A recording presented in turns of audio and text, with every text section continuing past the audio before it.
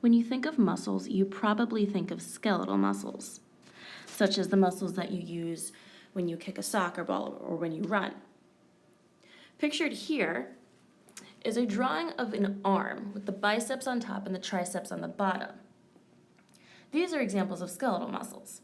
So notice how the tendons, pictured here as blue, are connecting to bones, and how when the arm is bent, the biceps are contracted or shortened, and the triceps are lengthened or relaxed.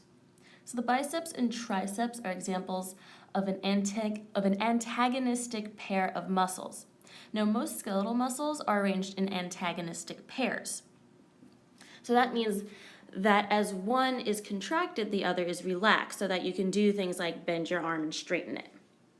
Now, skeletal muscles, though, aren't the only type of muscle that exist. You also have smooth muscle and cardiac muscle. So I'm going to go over the difference between skeletal muscle and smooth muscle, and then tell you how cardiac fits into that. So as you've figured out by now, skeletal muscle is voluntary because you make the decision to high-five your friend or shake your head. Whereas smooth muscle is involuntary.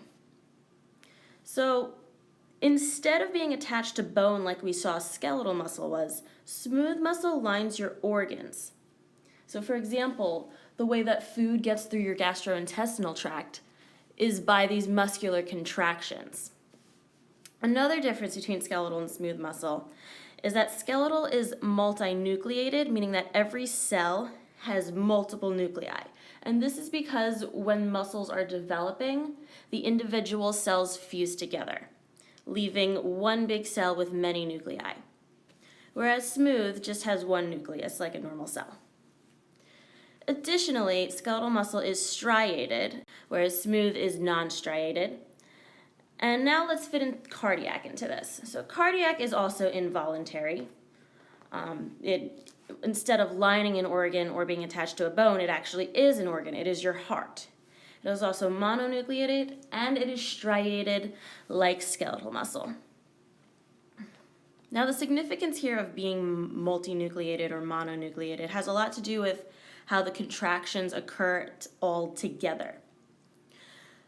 So since a skeletal muscle cell is all just one long cell throughout the length of your muscle, the fact that it's all one cell helps it to contract together because there is only this one continuous cytoplasm and therefore one continuous ionic environment. Whereas with the smooth muscles and the cardiac muscles, they don't have that advantage. However, they do share cytoplasm via gap junctions, which are they're gaps in membranes of neighboring cells that allow the cytoplasm to be shared. So that's how the smooth and the cardiac muscles allow their contractions to be concerted together. Now, going back to the skeletal muscle, imagine this muscle on the far left as being a close-up of the bicep we saw in the first slide. Now, muscle is basically a bundle of a bundle of a bundle, as you can see here. So the smaller bundle, the second one, is called a fascicle. And a fascicle is basically a bundle of myofibers. And the myofiber is important because that is the cell. That is the multinucleated cell. And within the myofiber, you have a myofibril, which I have depicted as the line. So if we do a close-up of this myofibril, we see what's called a sarcomere. Now, if a myofibril is just a series of sarcomeres, in this case going from left to right. Now, what a sarcomere is it's the smallest contractile unit of the muscle. So up top, we have this thin filament. In the middle, we have another thin filament. On the bottom, we have another thin filament. And then in between those three, we have two thick filaments with heads or feet going off to the thin filament. So here's an example of a relaxed sarcomere and a contracted sarcomere. And the way this works is that the heads coming off of the thick filament crawl along the thin filament so that ultimately those edges on the side get closer together. So that's why the contracted version is smaller. Now, these thin filaments and thick filaments have names. The thin filament is called actin, and the thick filament is called myosin.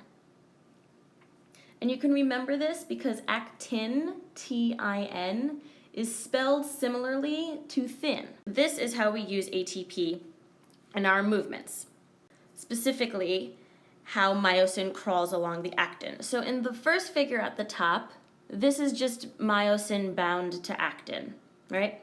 So now ATP comes along and it binds to the myosin head. And when myosin hydrolyzes ATP into ADP and a phosphate group, that's what makes it release from the actin and cock into this high energy position. So notice how we have 2 steps left in order to get into the same type of position as the first. Notice how it's going to be farther along on the actin strand, but it's going to look very similar to the original. And also notice how we have 2 molecules to release. So therefore, each of the following steps correspond to releasing each of the following molecules. So the first one is when the myosin head reattaches to actin, but this time farther along the strand, and simultaneously releases a phosphate group. And the last step is when the myosin head sort of pulls along the actin strand in order to get into that same shape as it was before and simultaneously releases the ATP. And then we get back to the beginning where the myosin head is not bound to ATP. Now, since as living organisms we have a ton of ATP in our bodies, there has to be something that prevents our muscles from just contracting all the time, because that's obviously not what we do. Our contractions are very deliberate and concerted. So the thing that prevents that from happening all the time are these molecules that block the myosin binding sites on actin. So pictured here, we have a zoomed in version of actin. So before it was just one line, but now I've drawn it as a thicker set of lines. And we have this molecule that's wrapping around the actin, and then another molecule that's sort of pinning that molecule down onto actin. So now the X's here, like I pictured in the last slide, are myosin binding sites. So notice how in the picture on the left, this wrapping molecule called tropomyosin is covering up those myosin binding sites, and it's being pinned down by troponin. So think pone looks like pin for pin down. Whereas in the second picture on the right, it's different. So the troponin is still bound to tropomyosin. However, the tropomyosin has been moved out of the way of the myosin binding site. And now check out this other molecule that's bound to the troponin. We have calcium. So what happens is calcium binds to the troponin, and that causes the troponin to move tropomyosin out of the way of the myosin binding site so that myosin can finally bind to actin.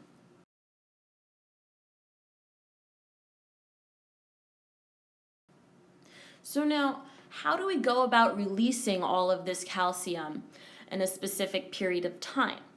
And now this is where we get to the signals from the brain.